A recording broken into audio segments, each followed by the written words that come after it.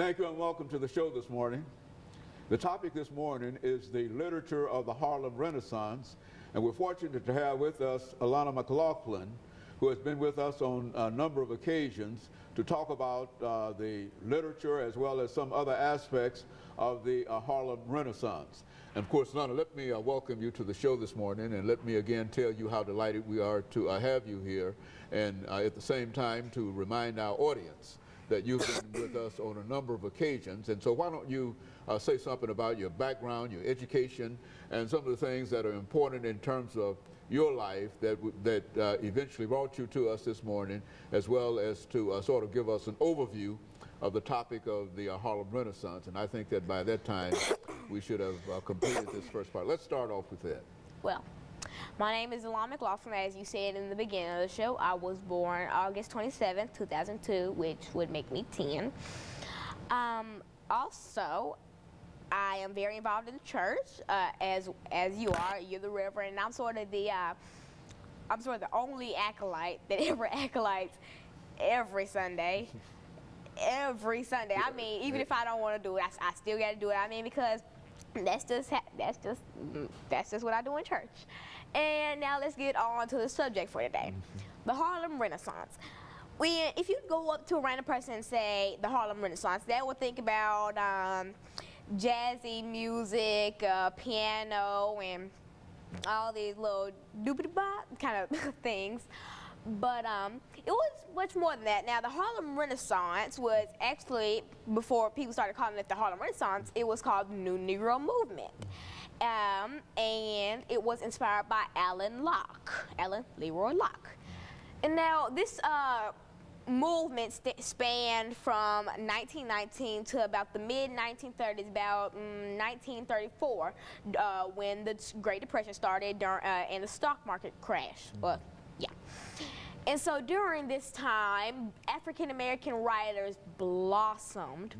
And I mean, French-speaking African-Americans from everywhere kind of bonded together, and that's how they basically had their break. That's like the Harlem Renaissance is one of the major reasons why we have such good writers today, like because most modern African-American writers were inspired by the New Negro Movement or the Harlem Renaissance. Like writers such as Zora Hurston, she wrote many books, and today we read like Their Eyes Were Watching God. We watch the movies and all these Jonah's Waterboard. Like we see all these, and you have to think about the Harlem Renaissance, because this is where all these African Americans bonded together to basically start the New Negro Movement.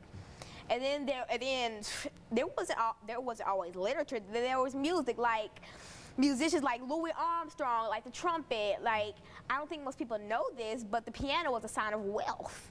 Like, and today you can see anybody playing a piano. Like they have pianos in my band class, and then most of these children don't know like that was a sign of wealth. Like that wasn't available to just anybody back then. I mean, like they just think they can play piano because it is, but it was really like a privilege back then, and it still is. And so those are some of the things that kind of made the Harlem Renaissance. Now, Lana, within the context of all of this information that you've given us so far, what would you consider to be the most significant aspect of the Renaissance when you see it within the whole total of the history that we've often talked about on this show? For example, we know that during the Harlem Renaissance, Africans were called colored, and then they came up with a new name, New Negro, and all of those aspects of it.